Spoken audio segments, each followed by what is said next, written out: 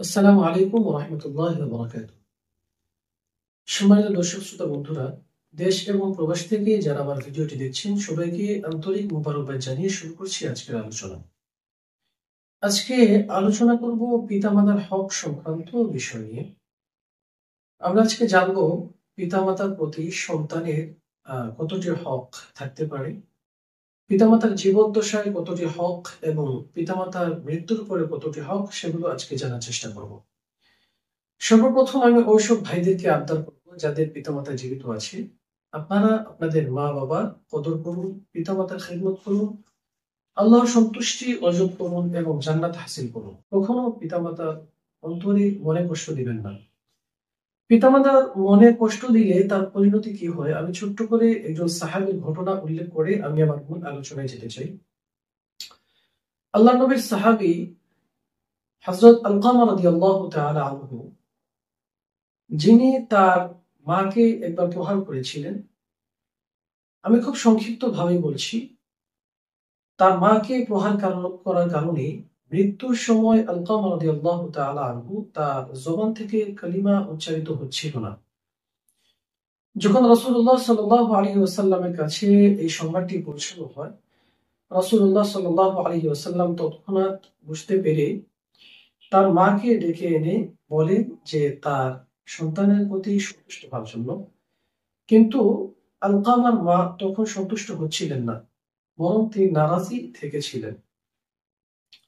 সর্বশেষ রাসূলুল্লাহ সাল্লাল্লাহু আলাইহি ওয়াসাল্লাম সাহাবায়ে কেরামদেরকে বললেন যে লাকড়ি জমা করো এবং আগুন ধরিয়ে দাও, আলকামাকে জ্বালিয়ে দেওয়া হবে। যখন লাকড়ি জমা করা হলো এবং আগুন ধরিয়ে দিবে এমন উপক্রম হলো, ঠিক তখনই আলকামা রাদিয়াল্লাহু তাআলা আনহু এর মা তার সন্তানের প্রতি সন্তুষ্ট হয়ে যান এবং সঙ্গে সঙ্গে আলকামার জবান থেকে কালিমা শাহাদাত উচ্চারিত হয়। অতএব আমরা জানতে পারলাম যে একজন সাহাবী, যিনি তার মায়ের সাথে বেয়াদবি করার কারণে যদি এই পরিণতি হয়ে থাকে, তাহলে আমরা যদি আমাদের পিতামাতার সাথে বেয়াদবি করি তাহলে আমাদের পরিণতিটা কতটা ভয়ানক হতে পারে এটা আমাদের ফিকিরে রাখতে হবে। এখন সরাসরি আমি আমার মূল আলোচনায় চলে যাব। পিতামাতার প্রতি সন্তানের হক কোরআন এবং হাদিস থেকে যতটুকু জানা যায় 14টি হক রয়েছে। 7টি হক পিতামাতার জীবদ্দশায় এবং 7টি হক পিতামাতার মৃত্যুর পরে। আমি শিরোনাম আকারে সংক্ষিপ্তভাবে জীবদ্দশায় যে 7টি হক আছে সেই 7টি হকের কথা উল্লেখ করতেছি। আজমত, মোহাব্বত, ইতাআত, খিদমত, দফা হাজাত, ফিক্রে রাহাত, গাহ গাহ উনকি জিয়ারত। মা বাবার প্রতি মোহাব্বত রাখা, সম্মান রাখা, তাদের অনুগত্য করা এবং তাদের সেবা করা, তাদের যে প্রয়োজনাদি আছে সেগুলা পূরণ করা এবং তাদের শান্তির জন্য চিন্তা ফিকির করা, সর্বদা যেন তারা শান্তিতে থাকে সেই চিন্তা ফিকির মাথায় রাখা। সর্বশেষ গাহ গাহ উনকে জিয়ারত, অর্থাৎ যদি পিতা মাতা থেকে আপনার অবস্থান দূরে হয়ে থাকে তাহলে আপনি মাঝে মধ্যে গিয়ে পিতামাতার সাথে সাক্ষাৎ করুন। এতে করে পিতামাতা খুশি হবে, পিতামাতার দোয়া লাভ হবে। উল্লেখিত এই 7টি হক পিতামাতার জীবদ্দশায় একজন সন্তানের উপর বর্তায়।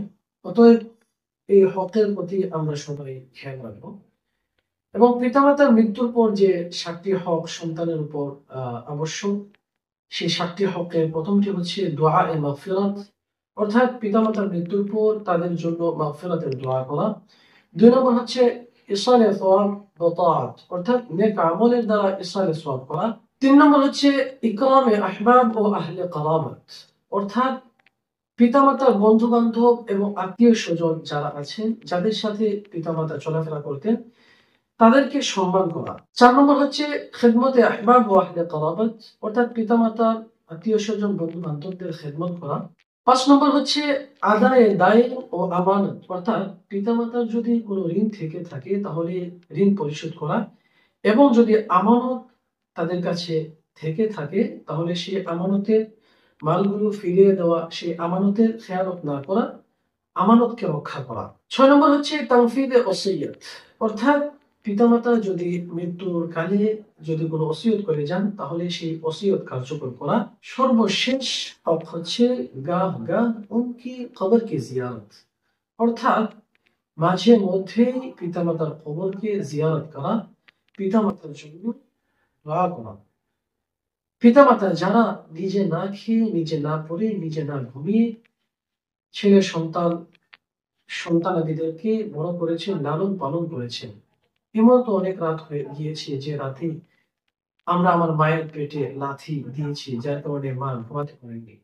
সেসব মায়ের মনে আমরা কষ্ট না দিই। পৃথিবীর সকল মা বাবা ভালো থাকুক, দোয়া করি। যারা দুনিয়া থেকে ওখানে চলে গিয়েছেন তারা যেন জান্নাতবাসী হয় সেই দোয়া করি। এবং যাদের পিতামাতা জীবিত আছে, আল্লাহ পাক রব্বুল আলামিন তাদেরকে নেক হায়াত দান করুন। আল্লাহ নবীর সাহাবী আবু উসাইদ মালিক ইবনে রবিআ রাদিয়াল্লাহু তাআলা আনহু বলেন, আমরা একবার রাসূলুল্লাহ সাল্লাল্লাহু আলাইহি ওয়াসাল্লামের নিকট উপস্থিত ছিলাম। এমত অবস্থায় সালামা গোত্রের এক লোক এসে রাসূলুল্লাহ সাল্লাল্লাহু আলাইহি ওয়াসাল্লামকে জিজ্ঞেস করলেন, ইয়া রাসূলুল্লাহ, পিতামাতা মৃত্যুর পর এমন কোন সদাচরণ কি বাকি থাকে যে সদাচরণটুকু আমি আমার পিতামাতার সাথে করতে পারি? তখন রাসূলুল্লাহ সাল্লাল্লাহু আলাইহি ওয়াসাল্লাম তার জবাবে বললেন, না, হ্যাঁ, সদাচরণ আছে যেগুলো তুমি তোমার মায়ের সাথে করতে পারো, মা বাবার সাথে করতে পারো।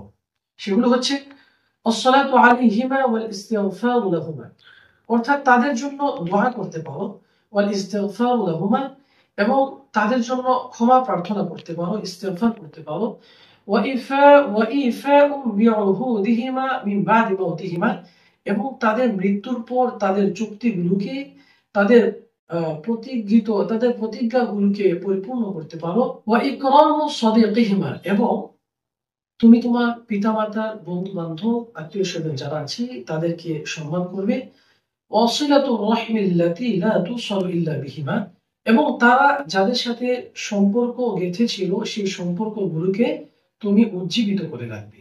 এগুলো হচ্ছে একজন সন্তানের দায়িত্ব। একজন পিতামাতার মৃত্যুর পর একজন সন্তানের প্রতি এসব হক বর্তায়, যেসব হক সে তার পিতামাতার জন্য আদায় করবে।